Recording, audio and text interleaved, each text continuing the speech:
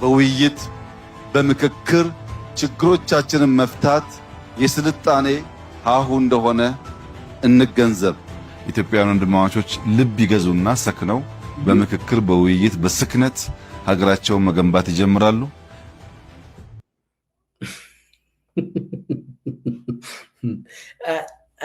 አሁን እንትን ውስጥ ገብተዋል። አብይ ፍራቻ ውስጥ ስለገባ ኢትዮጵያውያን እንመጋገር ይላል። ምንድን ነው የምታወራ? ሰዎችን ስብሰባ አድርገህ እዛ ሲኤምሲ አካባቢ የተገነባውን ስብሰባ አዳራሽ ውስጥ አስገብተህ የለ እንዴ? በቃ እየተመካከሩ ዝም ብለህ አንተ ትቀመጥም እንደ አብይ ምንድን ነው እንደዚህ የሚያስፈራ ነገር? እንመካከር ምናምን። ዛሬ ይህ መለጠፍ አልነበረበትም። ኢትዮጵያውያን እየተመካከሩ ነው ብለሃል። ኦልሬዲ ስብሰባ አዳራሽ ውስጥ ገብተዋል። 4000 ብለሃል። ከ4000 ደግሞ 80 ቡድኖች ብለሃል። እየተመካከሩ ነው። ዝም ብለህ በቃ ኢትዮጵያውያን ከዚህ ውጭ እኮ የሉም አላልክም? ከገጠር ከአርሶ አደሮቹ ሰብስቤ ያለው ትክክለኛ ኢትዮጵያውያንን ሰበሰብኩ አላልክም? ምንድን ነው የምታወራ? እንነጋገር የምትለው ምንድን ነው? ከማን ጋር ነው የምትነጋገረው? አብይ አህመድ እባክህን ተው፣ ዝም በል። እየተመካከሩ ነው ያንተ ኢትዮጵያውያን። ተው ይኸውላችሁ፣ አሁን አብይ የሰበሰባቸው ሙሉ ዓለም ላይ የምናውቀው ንግግር የሚደረገው በእሊቶቹ መካከል ነው። ፔሬድ ሰላም የሚመጣው እሊቶቹ ተነጋግሮ ሰላም ሲያወርዱ ነው። አብይ ምንድን ነው ያደረገው? የኛ አባቶችን ከገጠር ሰብሰብ አድርጎ አመጣ። ከገጠር አመጣ። አዎ የሀገር ባለቤት ናቸው። አዎ ካድሬም ቢሆኑ ትክክል። ነገር ግን ኢሊቶች ናቸው አገርን የሚመሩት። ገበሬው አይደለም። ገበሬው ቮት ያደርጋል። እንዳም ስታሊን ማነው ሌኒን ምንድነው ያለ? አርሶ አደሩ ለነሱ እኛንን የምናገረው እኛንን ለአርሶ አደሩ መናገር ያለብን። ለምን እነሱ ትንሽ ስለ ፖለቲካ፣ ስለ ስትራቴጂ፣ ስለ ሳይንሱ ትምህርት ምናምን ሊያንስባቸው ይችላል።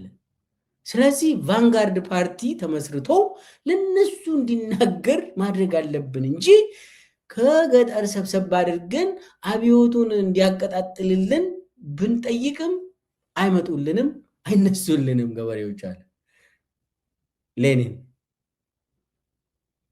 አሁን አብይ ሰዎችን ሰብሰብ አድርጎ ነገሰ እነሱ ላይ። እኔ የገጠር ህዝብን እንትን ለማለት አይደለም። የተጨባጭ ዓለም ላይ ያለው የሚዋጉ ኢሊቶች ናቸው ሰብሰብ ብሎ የሚመካከሩት፣ ሰላም የሚያመጡት ኢሊቶች። አሁን የአብይ ምክክር መድረክ ላይ የትኛው ኢሊት ነው? የአማራ ኢሊት ገብቷል፣ የትግራይ ኢሊት ገብቷል፣ የኦሮሞ ኢሊት ገብቷል፣ የሶማሌ ኢሊት ወይ ገብቶ እዛ ውስጥ አግኝታችኋል? የአፋር ውስጥ፣ የሲዳማው፣ የሁሉም ብሔር ብሔረሰቦች ወይ የሃይማኖት መሪዎች ምናምን ባል እነ ኡስታዞችን አይቻልም። ፓስተሮች ገብቷል አይቻለሁ። አብይ የሚመራቸው ኡስታዞችና ፓስተሮችን በደንብ አይቻለሁ። ከዛ ውጭ አሁን ኢሊት፣ የፖለቲካ ኢሊት የሚባለው ገብቷል። የጦር ኢሊት የሚባለው ገብቷል። ቲዲኤፎች፣ ፋኖች፣ የኦሮሞ ነጻነት ሰራዊት ገብቷል። አልገቡም። ስለዚህ ምንድን ነው የምታወራ? አብይ ጨርሶ እዛው እንደጀመርከው የለም። ስለዚህ አሁን የፈራው ነገር አለ ለማለት ነው። እዛ ሰብሰብ አድርጎ ካድሬውን እዚህ ደግሞ ሚዲያው የሶሻል ሚዲያ እና ይሄ ሚዲያ ላይ ይህንን ነው እንትን የሚያደርጉት የሚለቁትና ሌላ ጦርነት እንትን የጦርነት ነጋሪት ጉሰማም በደንብ ትሰማላችሁ።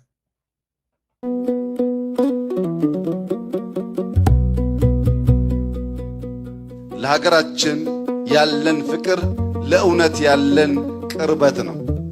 እውነትም በልቡ የያዘ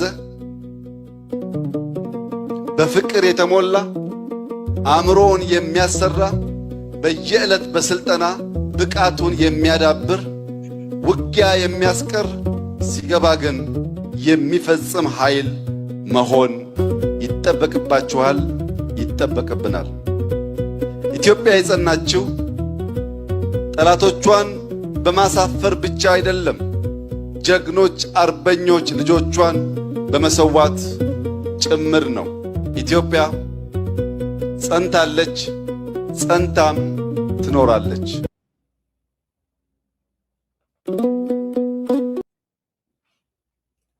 ይሄ ነው እንግዲህ የአብይ የጦርነት ነጋሪት ጉሰማው ጫፍ ላይ ደርሷል ኢትዮጵያ ውስጥ። አሁን እሱ የሚያወራው የኢትዮጵያዊነትን እንትን ተጠቅሞ ስለ ጦር ነው የሚያወራ። ኦሮሚያ ላይ ከሁለት ሳምንት በፊት 300,000 ወጣትን አሁኑኑ ፈልጋለሁ ብሏል። አሁኑኑ ልክ ከጓሮ እንደ እንትን የሆነ አትክልት ሰብሰብ አድርጎ የሚያመጣለት የሚመስል ነገር 300,000 ተስፋ በመቁረጥ አሁን ስለ ኢትዮጵያ አይደለም አብይ የሚያወራ፣ ስለ ስልጣኑ ነው። ቋንቋው ኢትዮጵያ ይባላል። ተጨባጩ የአብይ ቤተ መንግስት የአብይ ስልጣን ይባላል። ተጨባጩ እሱ እኔ ከስልጣኔ ልባረር ነው ብሎ የመከላከያ ሰራዊትን ግቡና እኔን አድኑኝ ነው የሱ። የለም ከዚህ በኋላ በኢትዮጵያ ስምም አትነግድም፣ በኦሮሞ ስምም አትነግድም አብይ አህመድ። የለም አብቅቷል እሱ። የለም ግን ተስፋ መቁረጡን ከዚህ ታያላችሁ። አንደኛ የጦር እንትን ዲስኮርሱን ይሄ አሁን ኢቲቪ ላይ አሁን እየሄደ ነው። ሰሞኑን ስለ ጦርነት ነው። ህዋትን ያነጣጠረ የጦር ቅስቀሳ አለ። ህዋትን ፈርቷል። አሁን ደግሞ ቲዲኤፍን ፈርቷል። አብይ ያንን እየቀሰቀሰ የኢትዮጵያ ምናምን ምናምን እያለ ስልጣኔን ላጣ ነው እያለ ነው። አንዱ እሱ ነው። በምዕራብ በኩል ባለፈው ሳምንት ኩርሙክ ኢትዮጵያ ተወስዳለች። 2 ኩርሙኮች አሉ፣ የኢትዮጵያና የሱዳን ኩርሙኮች። በነገራችን ላይ ያ ድንበር የሱዳኑ ኩርሙክ በጣም ጥሩ ሆስፒታሎች አላቸው። እንደው የኢትዮጵያውያን ከዚህ ወደዛ እየሄዱ ይጠቀማሉ። እና ባለፈው ሳምንት ሙሉ በሙሉ እንትን ሲረከቡ አብይ ትልቁን ኢትዮጵያና ሱዳንን የሚያገናኝ ድልድይ ሰበረ። ጌታቸው ጉዲና ተልኮ ያንን ድልድይ በጄት እንዲሰብረው አደረገ። የዓለም መሪ ድልድዮች እንዲገናኙ ያደርጋሉ። አብይ ግን ፈርቶ ድልድዩን ቆረጠ። የአርኤስኤፍ ሰራዊቶች ከአሶሳ ሁሉ እየሸሹ ወለጋ መንዲ ውስጥ ገብቷል። አሁን መንዲ ላይ ዛሬ እዛ ያሉ መረጃዎች እንደሚያሳዩት ምዕራብ ወለጋ መንዲ ላይ፣ መንዲ ማለት ከአሶሳ አለፍ ብላችሁ ነው። አርኤስኤፍ ወለጋ ውስጥ ነው ስልጠና እየወሰደ ያለው። መንዲ አካባቢ ትልቅ ካምፕ ተፈጥሮለት አብይ አህመድ ወታደር ያንን ከቦ እዛ ደረጃ ላይ ደርሷል። አሁን የሱዳኑ ሰራዊት አርኤስኤፍን እና የኢትዮጵያ ሰራዊትን አንድ ላይ ነው የሚመጣው። አብይ ይህንን ፈርቶ ምንድን ነው እየሆነ ያለው? የምዕራቡ ግንባር በጣም እየሰፋ እየሄደ ነው የሚል መከላከያ ውስጥ በጣም ፍራቻ አለ። ለዛ ተብሎ ሰራዊት ሙሉ ማለት አብዛኛው ሰራዊት ከደቡብ ኢትዮጵያ ወደ ምዕራብ እየተጓዘ ነው። ግማሹ ወደ ሰሜን፣ ግማሹ ወደ ምዕራብ እየተጓዘ ነው።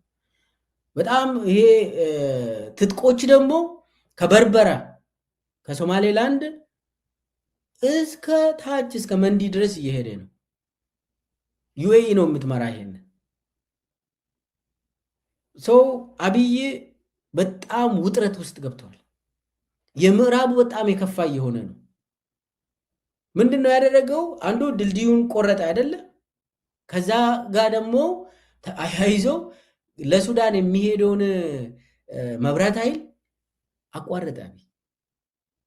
ሱዳኖች አሁን መብራት የለንም፣ ኢትዮጵያ መብራቷን አቋረጠች። ይሄ መብራት ለኢትዮጵያውያን ሳይደርስ ለጎረቤት የሚሸጥ በዶላር የሚሸጥ መብራት ነው። ኢትዮጵያውያን የገነቡት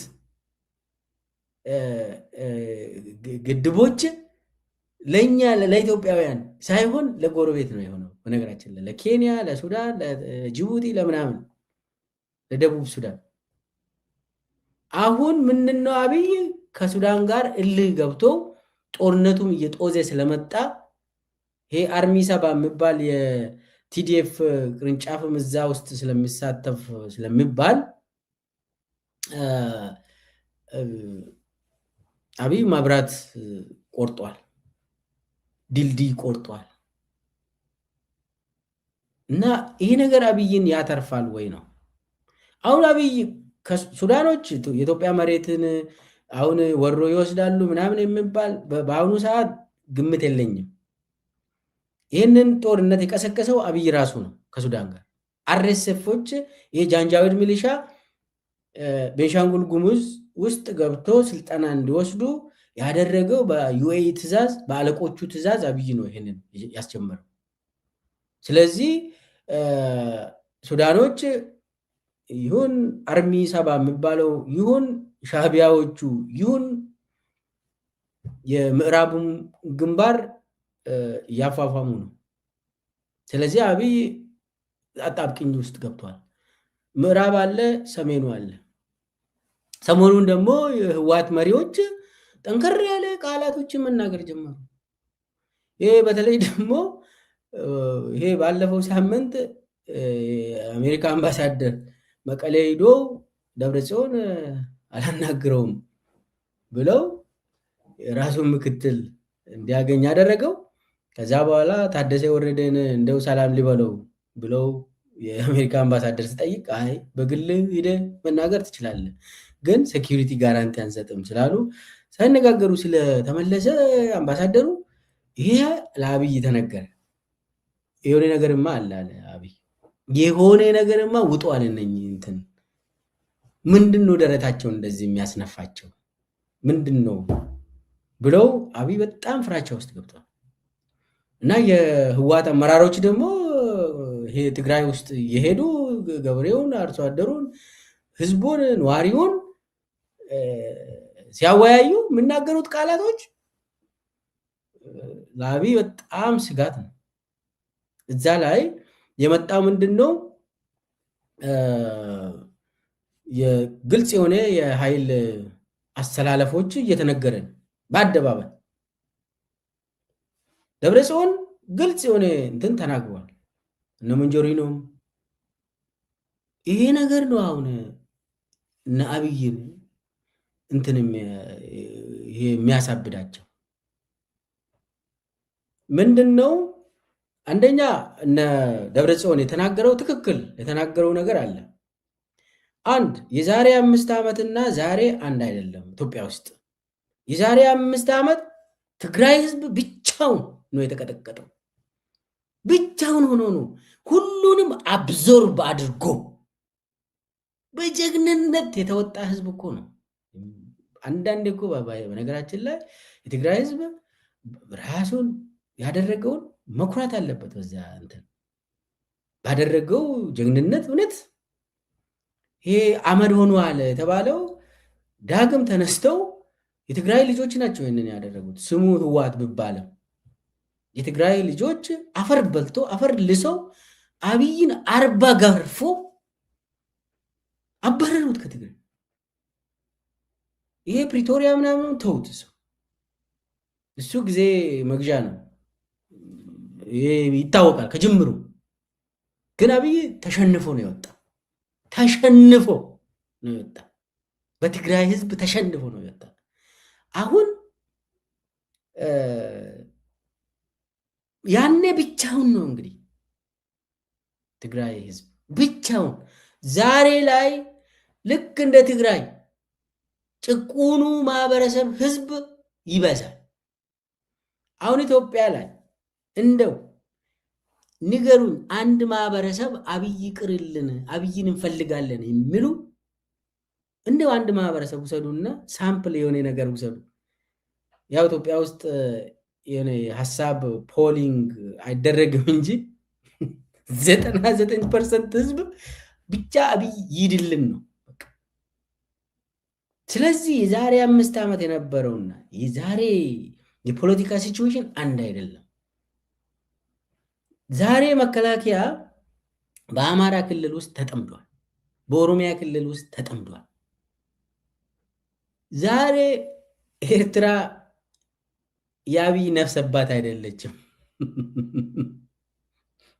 ኤርትራ የአብይ ነፍስ አባት አይደለችም ዛሬ። በነገራችን ላይ አብይ አሁንም ኤርትራውያንን ይጀነጅናል፣ አውቀው ጀንጅኖ መግደል የሚባለው ግብፅንም ይጀነጅናል። አልተቋረጡም። በነገራችን ላይ ይሄ እንትኑ አሁን ዲፕሎማት ኤምባሲዎቻቸውን አልዘጉም፣ ሙሉ በሙሉ አልዘጉም።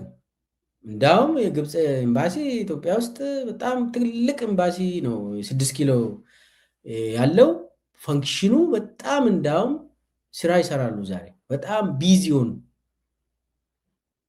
አብይ ግን ሚዲያ ላይ ወጥቶ የሚናገረው እንደ በቃ የኤምባሲዎች ሁሉ የተዘጋ ይመስላል። የኤርትራ ኤምባሲም አዲስ አበባ ላይ ያለው ስቴዲየም አካባቢ ያለው ራሱ አልተዘጋም ሙሉ በሙሉ። ስለዚህ ምንድን ነው ያወራሁት ያለው አብይ አሁንም ለትግራይ ህዝብ ነው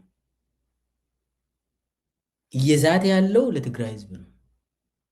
አውቆ የህዳሴ ግድብ አንስቶ ግብፅ ስም ይጠቅሳል። አውቆ ባህር በር ምናምን እያለ የኤርትራን ስም ይጠቅሳል። አውቆ ጽምዶ ምናምን እያለ የኢሳያስን ስዕል ይጠቀማል። ነገር ግን በተጨባጭ አብይ ጦርነትን እየገጠመ ያለው ከትግራይ ህዝብ ጋር ብቻ ነው። ይህንን ማወቅ አለበት የትግራይ ህዝብ። አብይ የሚያወራውን ግብፅ ምናምን ኤርትራ ምናምን ከቻለ አብይ ኤርትራንም ይወራል፣ ግን አንድ በአንድ ነው የሚወራው።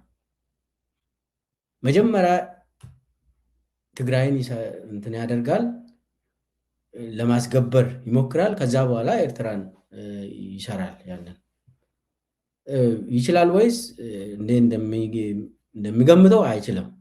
ግን ደግሞ የእሱ ፕሮፓጋንዳ ትግራይን ያነጣጠረ ነው። ያው የኦሮሚያና የአማራው የፋኖና የኦሮሞ ነጻነት ሰራዊት ቆይቷል። እሱ ተላምደናል ብዬ ነው። አሁን ማለት ሁለቱ ስሙን ሸኔ ይሉታል። ሁለቱ ነው የኦሮሚያ ሸኔ የአማራ ሸኔ ይላሉ። እና ኤኒዌይዝ እና ምንድን ነው በጦርነትም ፈርቷል አብይ በጣም ፈርቶ የሚያስፈራ ነገር ነው። ለምን ኃይለ አሰላለፉ ግልጽ ሆኗል። አሁን በአፋር የሚንቀሳቀሱ ይሄ ሀራ መሬት የሚባለው የአብይ ፕሮክሲዎችም ተዳክመው የሉም አሉ። የት ገቡ? ሀራ መሬትን ማየት ናፈቀን ይላሉ አንዳንዱ ጀነራሎች። የሉም አሉ። የት ገቡ? ይሄ ተከዜ ዘብ የሚባለው 900 ምናምን የሚውል አሁን 100 እንኳን አይሞሉም አሉ። ገቡ ወደ ሀገራቸው፣ ወደ ግማሽ ወደ መቀሌ፣ ግማሽ ወደ አድግራት ምናምን እጅ ሰጥተው ተመለሱ እና የነጌታቸው ረዳ ኃይል የለም። አዎ ስለዚህ አብይን ያስፈራል። አብይ ፈርቷል። አሁን በዚህ ሰዓት የሱ ድራማ የምክክር መድረኩም እየሄደለት አይደለም። ለአብይ እሱ ባቀደው ባሰበው እየሄደለት አይደለም። ጦርነቱ ደግሞ አፍጥጦ እየመጣ ነው። ራሱ አብይ የቀሰቀሰው ጦርነት ማለት ነው። እዚህ ላይ አብይ እያደረገ ያለው ይሄ እርዳታ ምናምን ምንድነው ያደረገው? በዚህ በኩል 300,000 የኦሮሞ ወጣትን በፍጥነት አምጡ ብሏል። በሌላ በኩል ደግሞ $4 ቢሊዮን ሊያገኝ ነው ከዓለም አቀፍ ማህበረሰብ IMF ምናምን ወርልድ ባንክ ምናምን አውሮፓ ዩኒየንም የሚሳተፉበት እንትን እና ይሄ $5 ቢሊዮን ለጦርነት የሚውል እንግዲህ ይሄ ወርልድ ባንክም ይሁን IMFም ይሁን የኢትዮጵያን ኢኮኖሚ የተቆጣጠሩት ለምንድን ነው ለአብይ በዚህ በጦርነት ጊዜ ለአብይ ለመስጠት የሚፈልጉት የሚለውን እንየው። 300,000 ወጣትን በአፈሳ ወስደ ስልጠና ሰጥተ አስታጥቀ ጥይት ምናምን ያስፈልጋል፣ ይበላሉ። እነኚህ ከባድ ነው፣ ገንዘብ ያስፈልጋል፣ ትልቅ ገንዘብ። ይሄ $5 ቢሊዮን ፔፐር እንትን ነው፣ ፔፐር መኒ ነው። እህል የለም ኢትዮጵያ ውስጥ፣ ፕሮዳክሽን የለም። ስለዚህ አሁን ኢንፍሌሽኑ ጫፍ ይነካል ኦብቪየስሊ። ግን ለምንድን ነው IMF ወይ እነኚህ ዓለም አቀፍ አበዳሪዎች ይህንን ለምንድን ነው የሚሰጡት? ይኸውላችሁ 3 ነገርን ነው የሚያዩት እነሱ። 3 ነገር በአብይ ስር እስካለ ድረስ ሌንድ ያደርጋሉ፣ ይሰጣሉ ገንዘብ። አንደኛ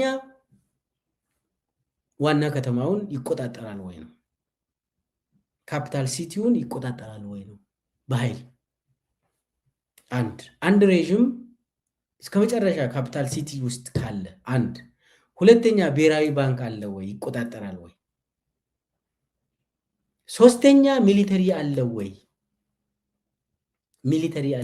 የሴኪሪቲ መዋቅሩ አለ ወይ፣ በተወሰነ ደረጃም ቢሆን አልፈረሰም ወይ። እነኚህ 3ቱ በተወሰነ ደረጃ ካሉ፣ 3ቱ አንድ ላይ ካሉ አበዳሪዎች ይሰጣሉ ገንዘብ። ዋና ከተማ ውስጥ አለ አብይ፣ ብሔራዊ ባንክ አለው፣ ወታደር አለው ብሎም ያሳያል። አሁን እኮ ሰሞኑን ይሄ ወታደሩን ሾው የሚያደርገው እኮ ለዓለምም እሱ ጠላት ምናምን የሚለውም ይህንን እንዲያይ ነው። አንድ ቪዲዮም አለ፣ እሱን እንመልከት። ቻችን ያለኝ መልእክት ኢትዮጵያን አትንኩ፣ ኢትዮጵያን አትሞክሩ።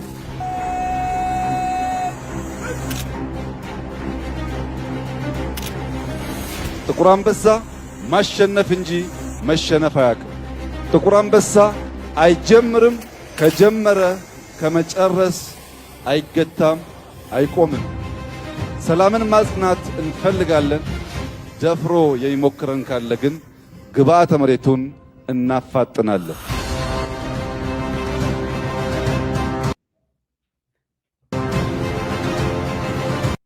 ግብዓተ መሬቱን እናፋጥናለን።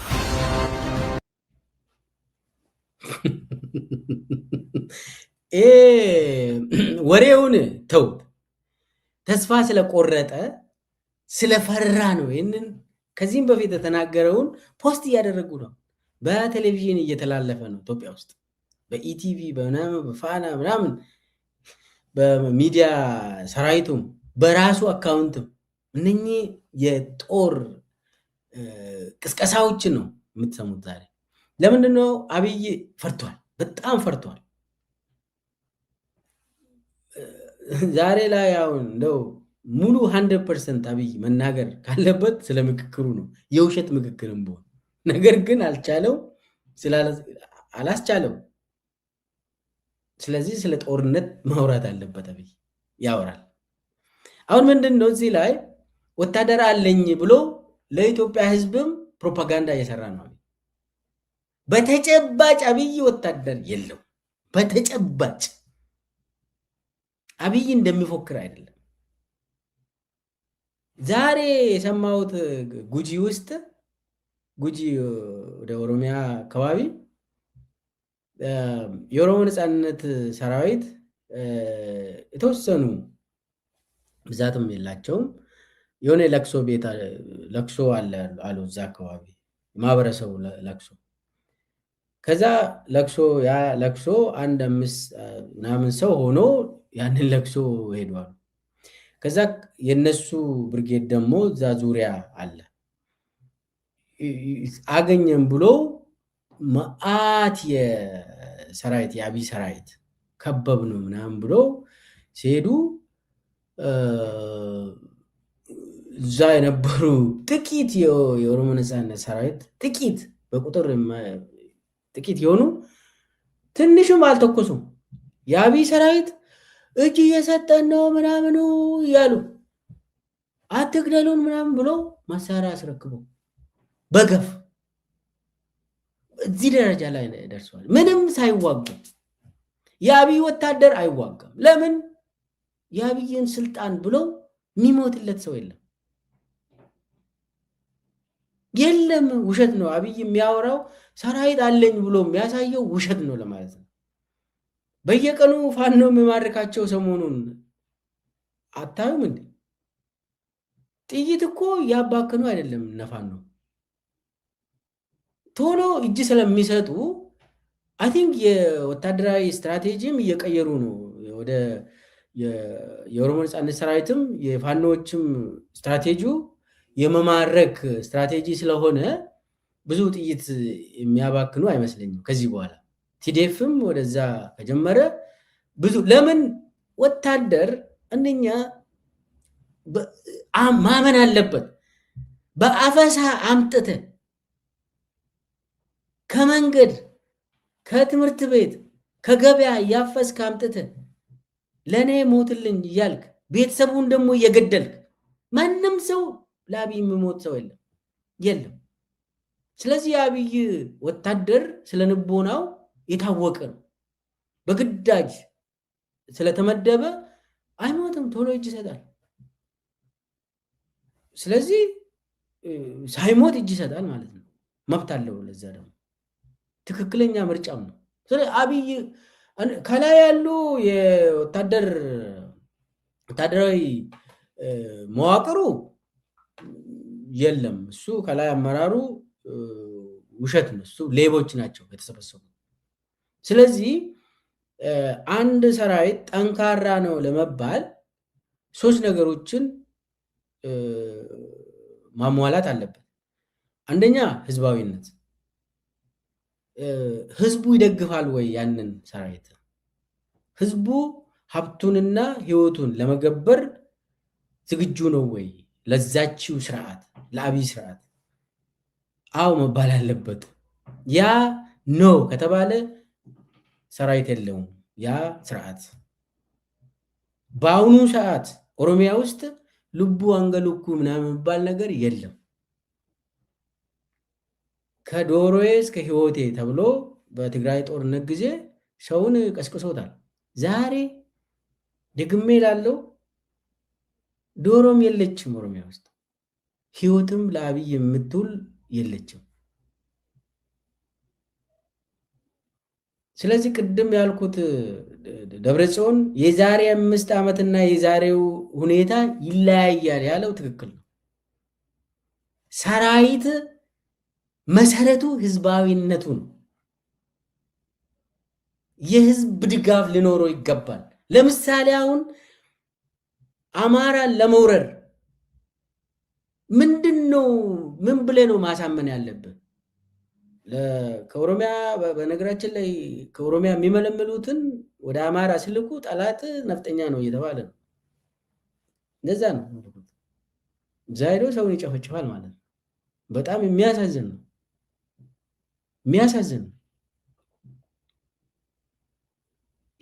ካገኘ ደግሞ ከአማራ ክልል ደግሞ ተወሰነ ሰራዊት ካገኘ ወደ ኦሮሚያ ካላገ ደግሞ ያው ደመኛ ጠላትን ምናምን ይላል አብይ።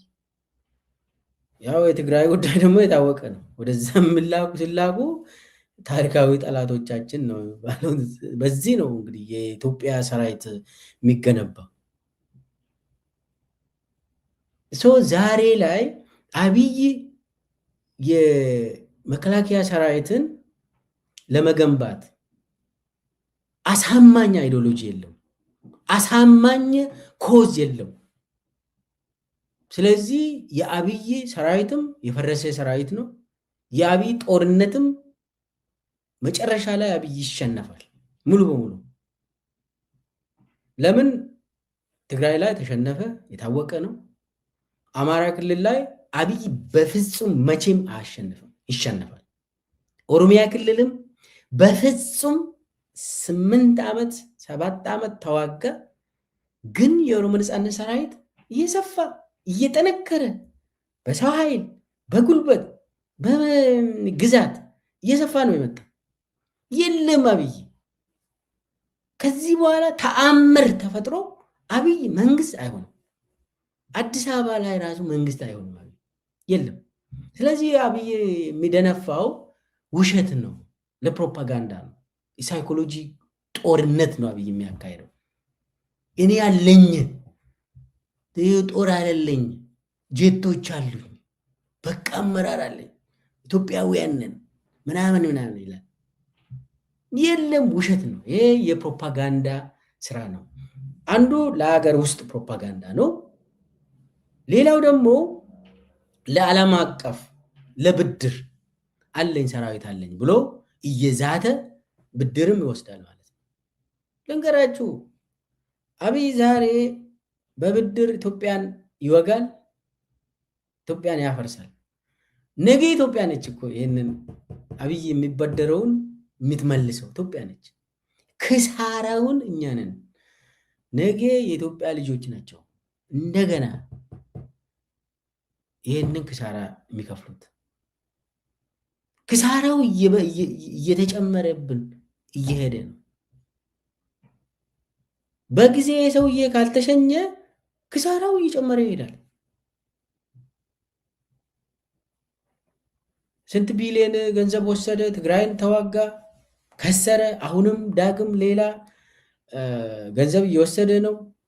አሁንም በፍጹም ይወላችሁ አንድ ሲጀመር ቅድም 3 ነገሮች ያስፈልጋሉ አልኩት። አንዱ ህዝባዊነት ነው፣ ደዊል የሚባለው። ሌላ የወታደሩ አቅም ግብአቱ፣ ይሄ ስንቅ ትጥቁ ምናምኑ ነው። ይሄ ስነ ልቦናው ነው። የለም እዛ ጌታቸው ጉድና እኮ በየቀኑ ያለቅሳል። ጥይት አለቀብን የለንም እያለ በየቀኑ ጥይት የለም እየተባለ አመራሩ ዚሮ፣ የወታደራዊ አመራሩ። ሶስተኛው ሪዝን ነው፣ ፐርፐዙ ነው። በፖለቲካ ነው ጦርነት መመራት ያለበት። ፖለቲካል ኮዙ ምንድን ነው? አሳማኝ ነው ወይ? ማን ነው የኢትዮጵያን ጦር የሚመራው? አብይ ነው ወይስ ዩኤኢ ነች? ይሄ ሁሉ ግልጽ ነው። ስለዚህ ይሄ ምክንያት የሌለው ጦርነት ስለሆነ ሪዝንም የለውም። በሶስቱም መስፈርቶች የአብይ ሰራዊት የአብይ ጦርነቱ ተሸንፏል። የአብይ ሰራዊትም የሉም። ይሄ የሚሊሻ ምናምን ሰብስቦ አብይ አንዳንዴ የሚያሳየው ተውት። እሱ በጣም ሸክም ነው። በነገራችን ላይ ሚሊሻ ሸክም ነው፣ ለስርዓቱ ራሱ ሸክም ነው። አብይ ምንድን ነው እቺ በቃ ዋና ከተማ ውስጥ አለው፣ ብሔራዊ ባንክ አለኝ እና ወታደርም አለኝ ብለው እንን ገንዘቡን ለመውሰድ ነው እንጂ ከዛ ውጪ ምንም የለውም አብይ። አብይ በዚህ ሰዓት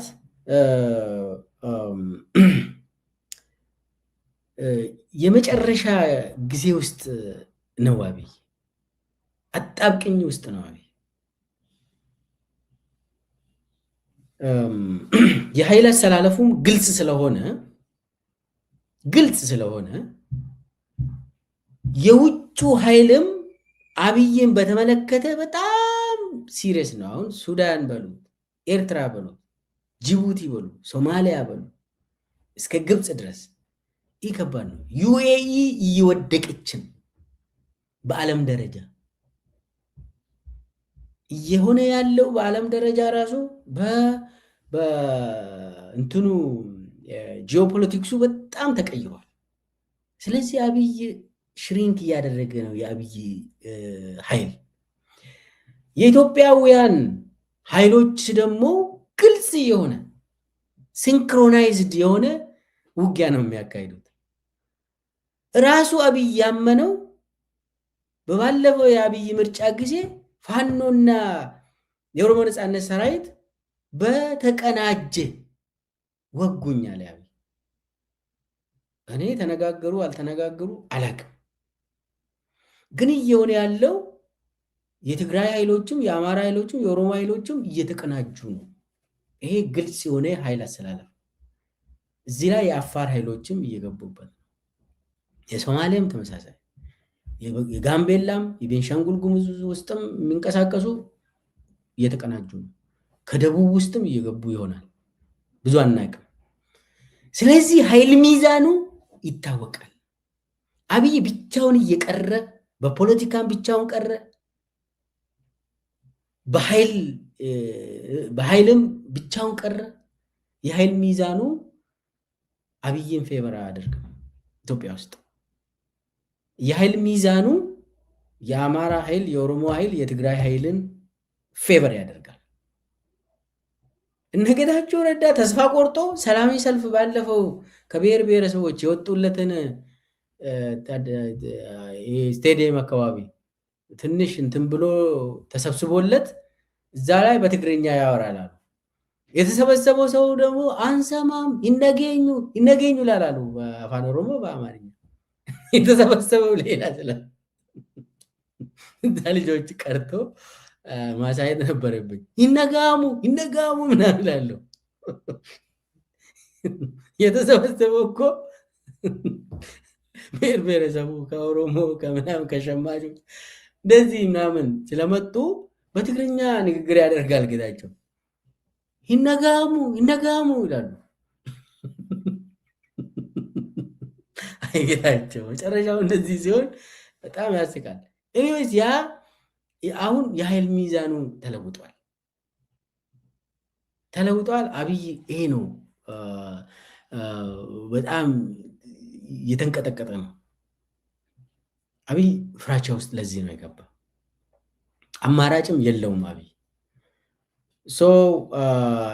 የእሱ ብሔራዊ ምክክር ምናምን የሚባለውም ከሸፈ፣ በጦርነትም እየሆነ ያለው ለአብይ መርዶ ነው የሚሆነው። ሁሉ በአፍሪካ ቀንድ ያለው ሁኔታ ለአብይ መጥፎ ዜና ነው። ለኢትዮጵያ ሕዝብ ግን ብስራት ነው።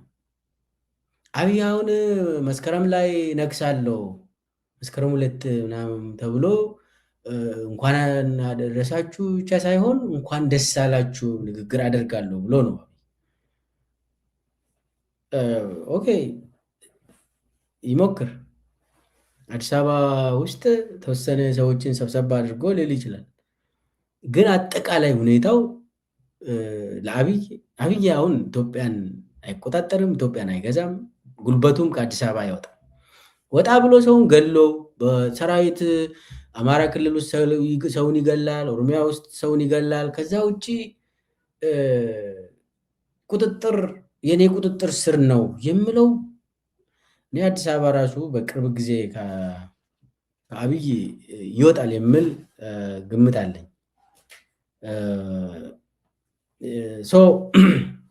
አጠቃላይ አብይ ተስፋ ቆርጠዋል። መጨረሻ ላይ ለማሳጠር ለወታደሩ በአፈሳ ተወስዶ በተለይ ደግሞ ከኦሮሚያ በአብዛኛው ከኦሮሚያ ነው የምታፈሰው ሰው የግል ጓሮ የሆነው ኦሮሚያ ነው፣ የአብይ የግል ጓሮ። እናም ከአማራ ክልልም ከደቡብም እነዚህ አካባቢ የተመለመላችሁ ዜጎች፣ የታፈሳችሁ ዜጎች፣ በኃይል የተመለመላችሁ ዜጎች፣ ደሞዝ እንኳን የማታገኙ ዜጎች፣ ስትሞቱ እንኳን ለቤተሰቦቻችሁ የማይነገረው ለምንድን ነው ከዚህ በኋላ ለአብይ የምትሞተው ማለት ያልገባ ካለ ማለት ነው። እስካሁን አብይ ከሆነ ዋናው እሱ ሪፐብሊካን ጋርድ አለው፣ ልዩ ኮማንዶ የሚባል አለው፣ ሹማ አብደታ የሚመራው። እነሱ አዲስ አበባ ውስጥ ጮማ እየቆረጡ ከአብይ ጋር የተደላደለ ኑሮ እየኖሩ እነሱ ናቸው። በቃ የአብይ ማለት የመከላከያ ሰራዊት አባል ሆኖ በየቦታ የሚገደለው፣ የሚሞተው፣ የሚታሰረው፣ የሚማረከውም ጉዳያቸው አይደለም። ለብልጽግና ለአብይ ጉዳዩ አይደለም። ለምንድን ነው ለአብይ ብለ መስዋዕት የምትሆነው? ከቤተሰብ ውስጥ ሰው አልሞተም? ከቤተሰብ ውስጥ ሰው አልታሰረም? አልተገረፈም? አልተዘረፈም? ምንድን ነው የምታደርገው እዛ? የአንተ ጠላት ማን ነው? የአንተ ጠላት አብይ አህመድና የሱ ርዝራዥ አይደለም? የሱ ስርዓት አይደለም? ስለዚህ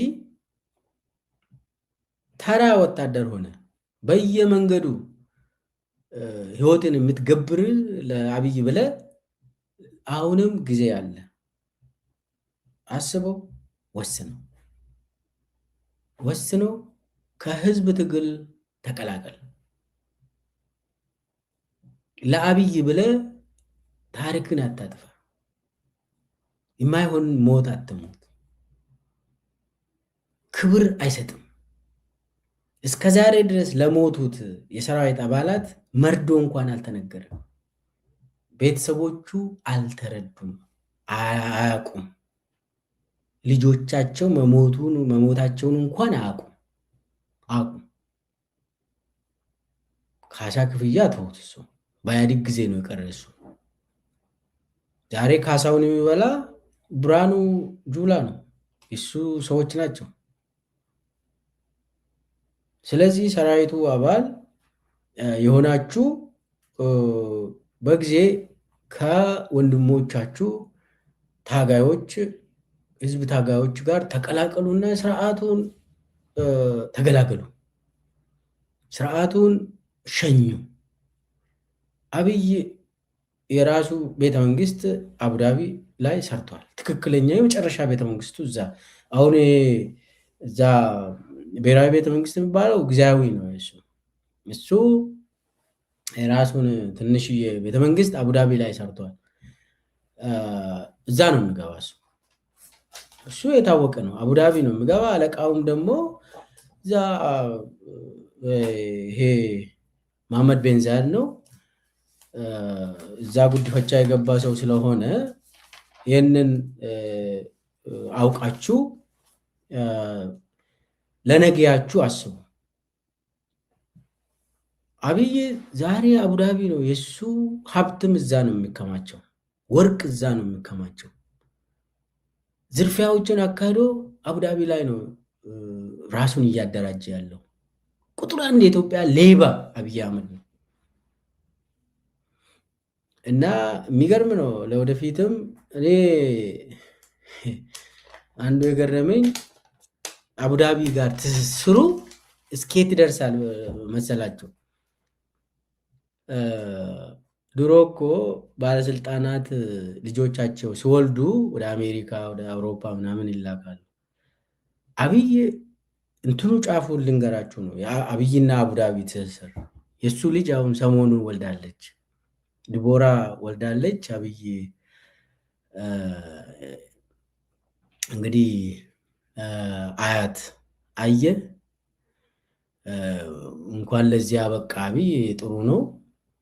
እንግዲህ የእሱ ልጅ መውለድ ትልቅ ነገር ነው። ዲቦራ ወለደች፣ ወንድ ልጅ ነው የወለደች። ዝናሽ ነች እዛ አብራ አቡዳቢ የነበረችው እና አቡዳቢ ነው የወሰዱት፣ አሜሪካ ምናምን አይደለም። እንግዲህ የአሜሪካ ድሮ እዚህ የተወለደ ሰው የአሜሪካ ዜጋ ይሆናል ተብሎ ምናምን፣ አሁን ዱባይ አቡዳቢ ምናምን የተወለዱ ልጆች እዛ ዜጋ ይሆናሉ አይመስለኝም። ግን ብቻ አብይ እዛ ነዋሪ ስለሆነ ምናልባት ሊያገኙ ይችላሉ። ለምን እዛ ፋጥማ የምትባል የአብይ እናት ስላለች ያው እንግዲህ ቅድመ አያት ነው አይደለ ፋጥማ ለተወለደ ልጅ። ኤኒዌይስ እንደዛ አይነት አብይ ወደ አቡዳቢ ነው ሁሉንም ነገር የሚወስደው። ሁሉንም ነገር አቡዳቢ እያደረገ ነው። ትስስሩንም ማህበራዊ ግንኙነትም የልጆቹ ልጆቹንም ከአቡዳቢ ጋር እንዲተሳሰሩ አደረገ። አንድ መከላከያ ሰራዊት አባል እኔ አሁን የአብይ ቤተሰብ አቡዳቢ ገቡ አልገቡ የኔ ጉዳይ አይደለም፣ መብታቸው ነው። የፈለጉትን ሀገር መርጠው መሄድ ይችላሉ። የአብይ ልጆች በሰላም መኖር ግዴታ ነው፣ መብት አላቸው። በአብይ እንትን አብይ ግን ምንድን ነው ያደረገ ያለው? ልምት እያደረገ ነው ከራሱ ጋር አያይዞ። ምን ችግር አለ? አሜሪካን መጥቶ እዚህ ብኖሩ እኔ ደስተኛ ነኝ። ግን አብይ የሚያደርገው ሙሉ በሙሉ ከአቡዳቢ ጋር ማስተሳሰሩ ነው በጣም የሚዘገንን ነው።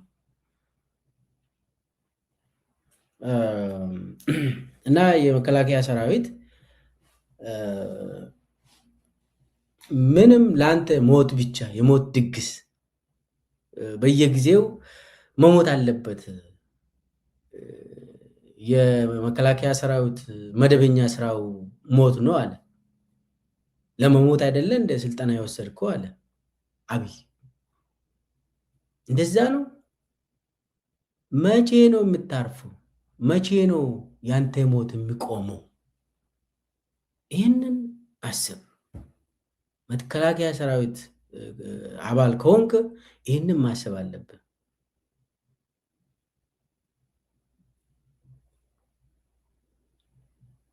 ለምን እንደኔ አስተሳሰብ የመከላከያ ሰራዊት አባላት የሀገር ድንበርን ነው የሚጠብቁት፣ የሀገር ሉዓላዊነትን ነው የሚጠብቁት እንጂ ትግራይን መግደል፣ ኦሮሞ መግደል፣ አማራን መግደል ወይ ጉሙዝ መግደል አይደለም ስራው። ስለዚህ ማሰብ አለብህ። አንተም መሞት የለብህም።